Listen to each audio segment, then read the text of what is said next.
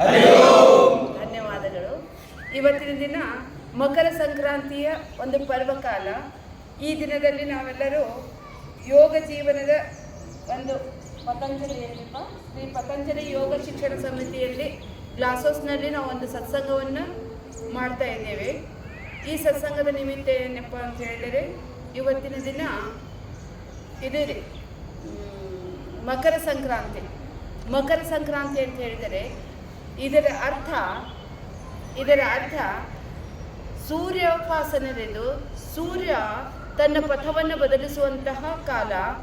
ದಕ್ಷಿಣಾಯನದಿಂದ ಅವನು ಉತ್ತರಾಯಣಕ್ಕೆ ಪ್ರಯಾಣ ಮಾಡುವಂತಹ ಕಾಲಕ್ಕೆ ನಾವು ಮಕರ ಸಂಕ್ರಾಂತಿ ಅಂತ ಹೇಳ್ತೇವೆ.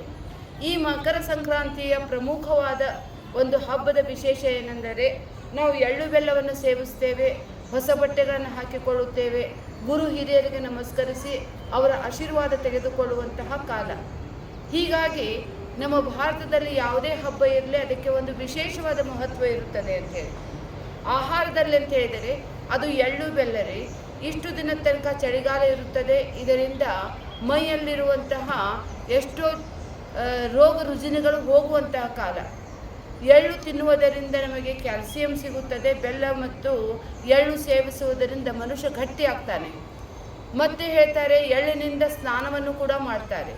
ನದಿ ತಟಾಕಾದಿಗಳಲ್ಲಿ ಹೋಗಿ ಸ್ನಾನಗಳನ್ನು ಮಾಡಿ ಆ ಸೂರ್ಯನಾರಾಯಣನ ನೋಡಿ ಪ್ರಾರ್ಥಿಸುತ್ತೇವೆ. ಆ ಸೂರ್ಯನಿಂದಲೇ ನಮಗೆ ಇಹದಲ್ಲಿ ಸುಖ, ಪರದಲ್ಲಿಯೂ ಕೂಡ ಮೋಕ್ಷವನ್ನು ಕೊಡುವಂತಹ ಪ್ರತ್ಯಕ್ಷ ದೇವತೆ. ಈ ಸೂರ್ಯೋಪಾಸನೆ ಮಾಡುವಂಥವರು ಈ ಒಂದು ಭಾರತದಲ್ಲಿ ವಿಶೇಷವಾಗಿ ಅಂದರೆ ಪತಂಜಲಿ ಯೋಗ ಶಿಕ್ಷಣ ಸಮಿತಿಯವರು ಅಂತ ಹೇಳಿದರೆ ಅತಿಶಯೋಕ್ತಿ ಆಗೋದಿಲ್ಲ.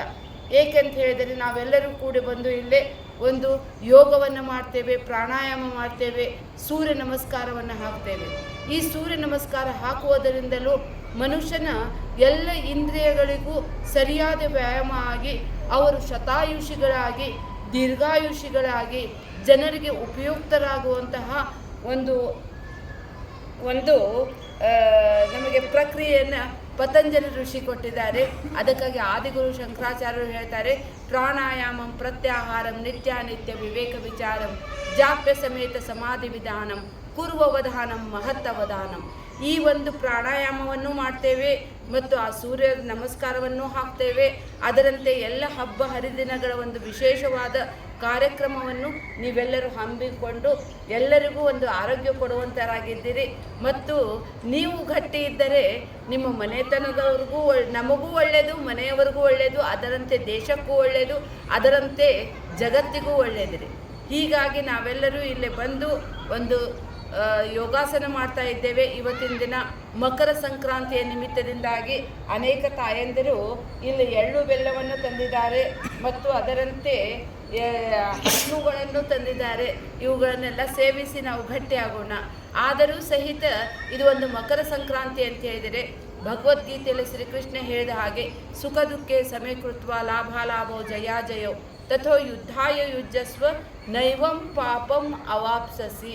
ಸುಖಕ್ಕೆ ಸುಖ ಎನ್ನಬೇಡ್ರಿ, ದುಃಖಕ್ಕೆ ದುಃಖ ಎನ್ನಬೇಡ್ರಿ. ಸುಖ ದುಃಖಗಳು ಇವು ನಮಗೆ ಬರುವಂಥದ್ದೇ. ಅದರ ಪ್ರತೀಕವೇ ಕಷ್ಟ ಅಂತ ಹೇಳಿದರೆ ಎಳ್ಳು, ಸುಖ ಅಂತ ಹೇಳಿದರೆ ಬೆಲ್ಲ. ಎರಡರ ಸಮ್ಮಿಶ್ರವೇ ಜೀವನವಾಗಿದೆ ಅಂತ ಹೇಳ್ತಾ ನನ್ನ 4 ಮಾತುಗಳಿಗೆ ನಾನು ಪೂರ್ಣ ವಿರಾಮ. ನಮಸ್ತೆ.